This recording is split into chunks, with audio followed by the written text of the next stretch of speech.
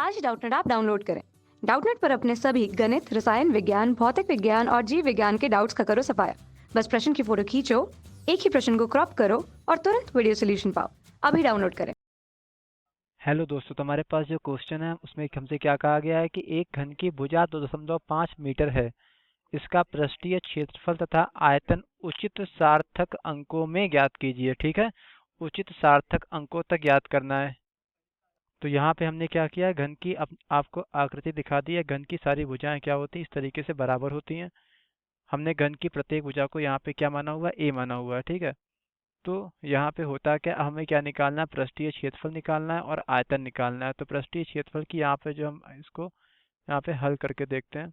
तो सबसे पहले क्या करेंगे, हम लोग पृष्ठीय क्षेत्रफल की बात करते हैं। ठीक है, घन की भुजा ए दिया हुआ है, 2.5 मीटर दिया हुआ है। ठीक है, तो भुजा में हमारे कितने सार्थक अंक हैं, 2 सार्थक अंक हैं। ठीक है, 2 सार्थक अंक हैं, 2 और 5। ठीक है, ये 2 सार्थक अंक हैं इसमें। ठीक है, अब क्या करेंगे, हम इसका पृष्ठीय क्षेत्रफल निकालते हैं। ठीक है, तो पृष्ठीय क्षेत्रफल की बात कर रहे हैं। तो पृष्ठीय क्षेत्रफल बराबर क्या हो जाएगा, पृष्ठीय क्षेत्रफल का मतलब होता है जो इसके पृष्ठ है उनका क्षेत्रफल। हर एक पृष्ठ इसका एक वर्ग होता है, यानी कि हर एक पृष्ठ का क्षेत्रफल ए स्क्वायर हो जाएगा, क्योंकि भुजा का क्षेत्रफल वर्ग का क्षेत्रफल क्या होता है, भुजा का स्क्वायर होता है। यानी कि यहाँ पे 6 फलक हैं, तो 6 पृष्ठ हैं, तो हर एक का ए स्क्वायर, तो 6 का क्या 6a स्क्वायर हो जाएगा, यानी कि 6 इंटू भुजा का स्क्वायर। ठीक है, तो यहाँ पे क्या हो जाएगा, 6a स्क्वायर हो जाएगा, क्योंकि यहाँ पे हमने भुजा को क्या माना है, भुजा को हमने a मान लिया। भुजा को a मान लिया तो 6 गुणे भुजा का स्क्वायर, यानी कि 6a स्क्वायर। तो अब यहाँ पे जब देखिए कि यहाँ पे क्या हो जाएगा, यहाँ पे हमारा हो जाएगा 6a स्क्वायर हो जाएगा। 6 तो हमारा क्या है, नियत है, कांस्टेंट है। तो यहाँ पे 6 तो ये हमारा नियतांक है। हमें जो सार्थक अंक हम देखेंगे वो ए से देखेंगे, यानी कि 6 और ब्रैकेट में क्या ए का स्क्वायर है, यानी कि 2.5 गुणे 2.5। ठीक है, अब गुणनफल का जो सार्थक अंक नियम होता है वो ये कहता है कि गुणनफल में सार्थक अंकों की संख्या उतनी ही होगी जितनी हम जिन संख्याओं का गुणनफल करा रहे हैं उनमें से सबसे कम सार्थक अंक जिनमें होंगे उतने ही अंक जो है गुणनफल में होने चाहिए। ठीक है, मतलब उतने ही सार्थक अंक गुणनफल में होने चाहिए। तो यहाँ पे क्या हो जाएगा, यहाँ पे हम इसका जो जब मल्टीप्लाई कराएंगे, गुणा कराएंगे, तो ये हमारा कितना निकल के आएगा, ये निकल के आएगा 37, यानी 37.50 मीटर स्क्वायर, क्योंकि यहाँ पे भुजा हमारी मीटर में थी। ठीक है, लेकिन यहाँ पे कितने, यहाँ पे हमारे 1 2 3 4 सार्थक अंक दिखा रहे हैं। ठीक है, लेकिन हमें क्या चाहिए, हमें केवल जो है 2 ही सार्थक अंक चाहिए। अब यहाँ पे क्या है, यहाँ पे जो है हमें क्या करना है, इस नंबर को, इस संख्या को 2 सार्थक अंक तक लिखना है। तो यहाँ पे क्या करेंगे, हम इसको 2 सार्थक अंक तक लिखेंगे तो कितना आ जाएगा, ये यहाँ पे देखिए दशमलव के बाद 5 है।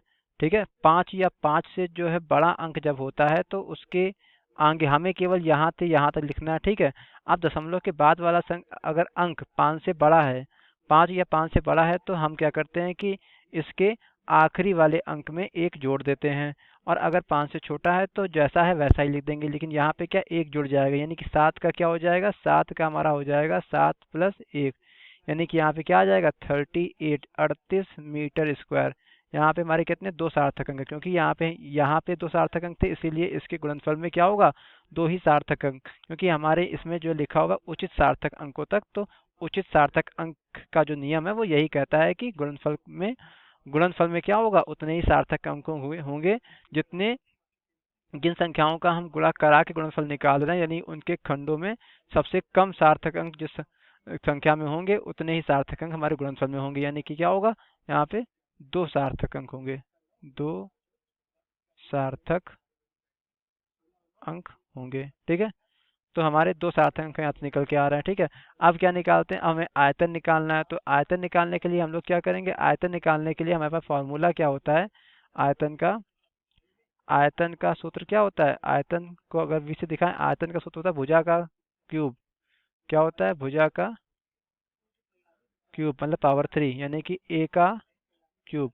अब a हमारा कितना है, a हमारा है 2.5, तो 2.5 का क्यूब का मतलब क्या होगा, 3 बार गुणा कराएंगे तो यहाँ से कितना निकल के आएगा, ये हमारा आ जाएगा कितना 15.625, कितना 15.625 मीटर क्यूब। यहाँ पे ये सब मीटर में थे, ठीक है, ये सब मीटर में था, ठीक है।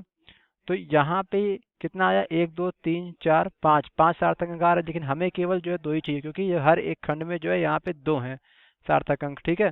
तो यहाँ पे कितना आ जाएगा, यहाँ पे हमारा आ जाएगा कितना, अब ये आगे हमें 15 तक चाहिए, यानी कि आखिरी वाला अंक या तो बढ़ेगा एक या तो नहीं बढ़ेगा। लेकिन ये क्या है, 6 है, 5 से अगर बड़ा है, 5 या 5 से बड़ा है तो ये क्या होगा, एक अंक बढ़ जाएगा। यानी कि यहाँ पे कितना आ जाएगा, आयतन आ जाएगा हमारा कितना, 16 मीटर क्यूब। यहाँ पे सार्थक अंक कितने हैं, यहाँ भी 2 सार्थक अंक है, ठीक है।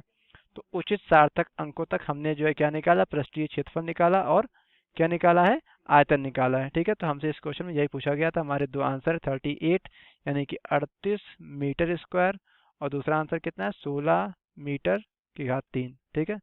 Thank you. कक्षा 6वीं से 12वीं से लेकर नीट, IIT, जेईई वो एडवांस के लेवल तक 1 करोड़ से ज्यादा छात्रों का भरोसा। आज ही डाउनलोड करें डाउटनेट ऐप या व्हाट्सएप करें अपने सारे डाउट्स 8400 400 400 पर।